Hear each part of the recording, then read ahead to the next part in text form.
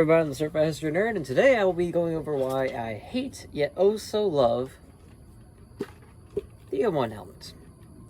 So, the M1 helmet is, in my opinion, a really great helmet. There's just, of course, there's always going to be some flaws with it, and I have some reasons why I really don't like it. Very little, I really like this helmet. This is one of my favorite helmets ever, and there's only a few reasons why I really don't like it, but, you know, we'll talk about that.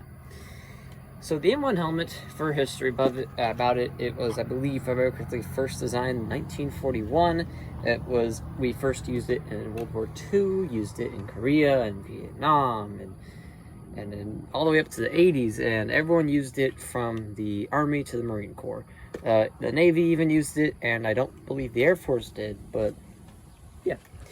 So, the M1 helmet. What's so special about it?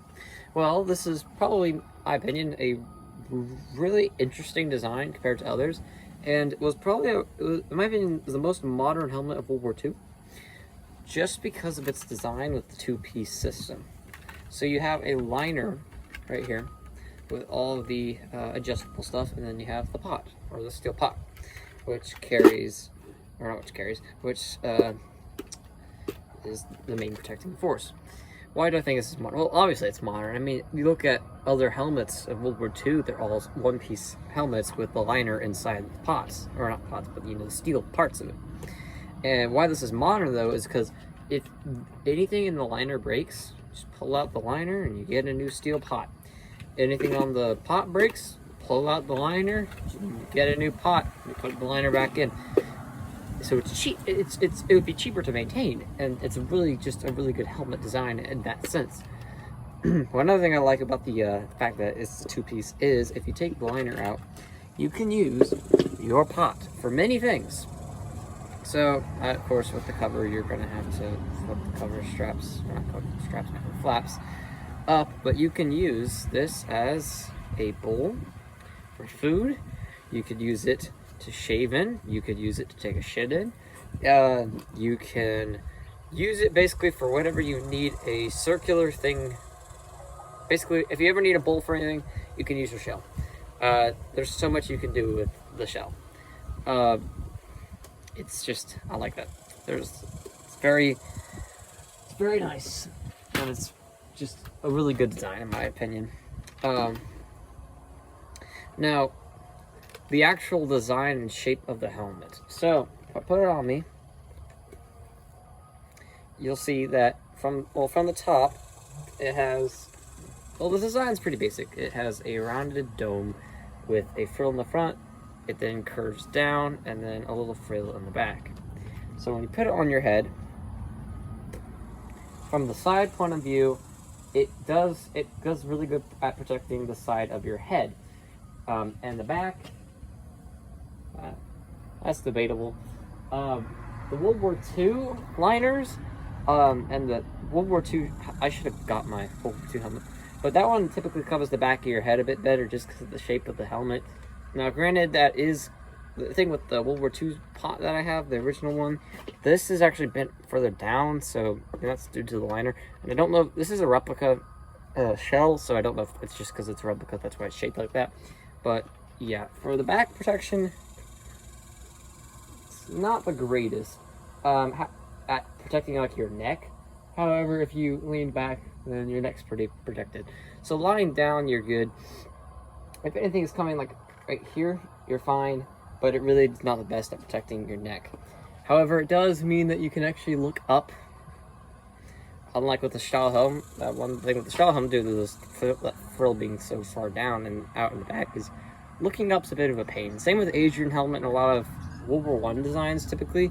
They're not very good at looking up. Granted, you don't have to look up all that often, but especially in World War I. But, you know, so that's fair. The M1 helmet has a lot to it. And, I mean, there's a lot of things there's just a lot going on.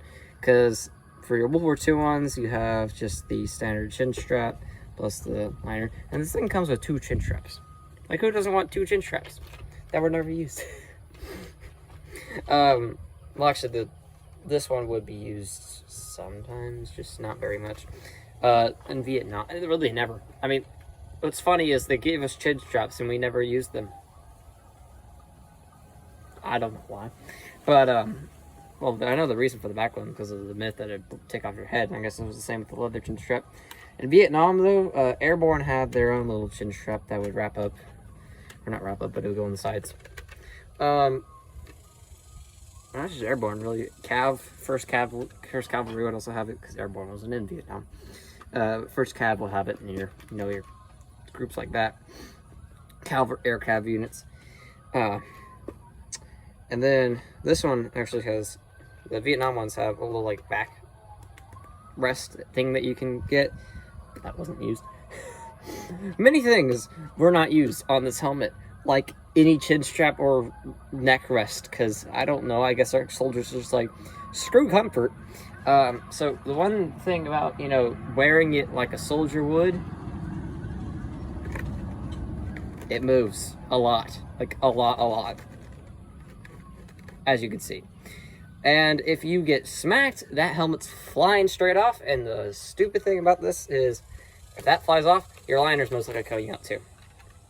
So, if you reenact with an M1 helmet, which is very likely if you're doing anything with the United States or any of its, or any of those small countries like, South Vietnam, or hell, even some of the big countries that, would get M1 helmets from the United States, have fun. if you pretend to die, keep control of your helmet, or else, sorry, I don't know if y'all can hear that, but there is a fire going on, I think, because that was a fire truck, and I keep hearing sirens, so I have no idea what's going on down there, but, stuff always happens. Wait, is my back neighbors again?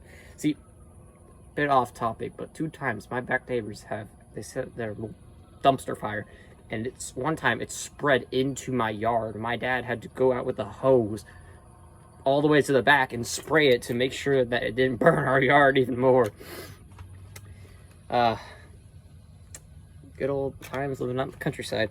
Anyways, that's way off topic, but, yeah. M1 helmet, it's pretty great. My only other complaint is it is heavy as all get out. This is probably your heaviest helmet of World War II.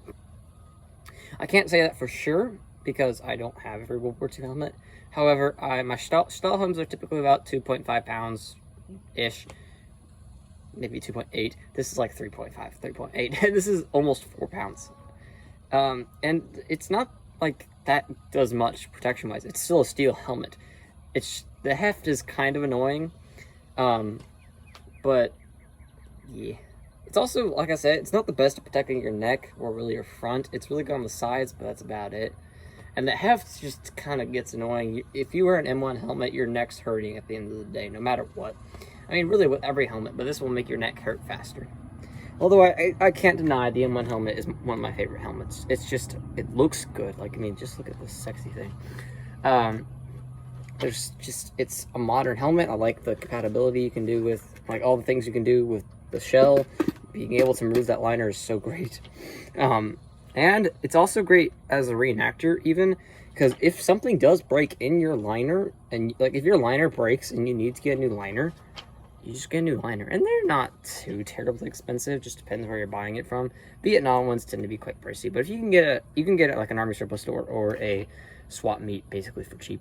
And, I mean, you don't have to buy a new shell. Like, all you have to do is buy a new liner. If your shell gets ruined, buy a new shell. I mean, the shells are a bit... But, I mean, it's great, because if something breaks, it's most likely, if the liner breaks, or if the shell breaks, you don't have to buy a completely new helmet, you just have to buy the other piece of the helmet and replace it, which is a lot cheaper than buying a completely new helmet. Another thing is, these are actually quite comfortable. I like the adjustable strap, so this is one reason why it's heavy is because big. It's a really big helmet. Like, it's the size of my chest, for Christ's sake. I'm 5'8" and I weigh 116 pounds, and this is the size of my chest. My head, it's like twice the size of my head. It's a really big helmet. Like, this is my hand, and I don't have small hands, and my hand only fits the liner. But the good thing is the liner is adjustable, so whoopsie, I tripped on, almost fell on a rock.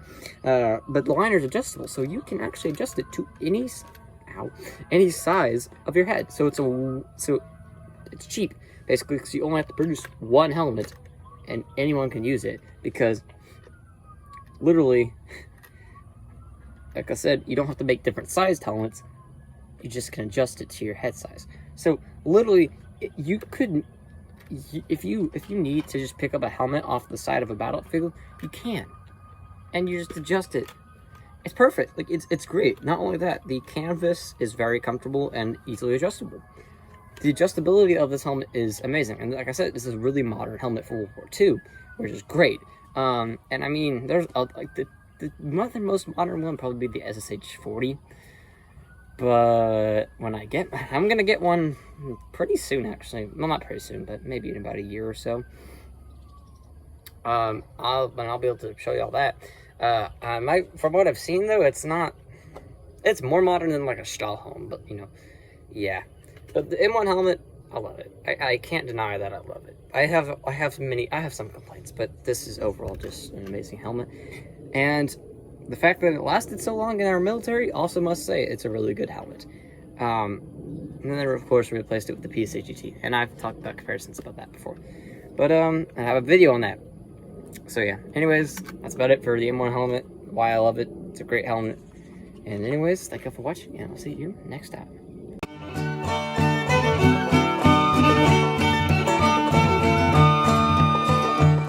I'll place my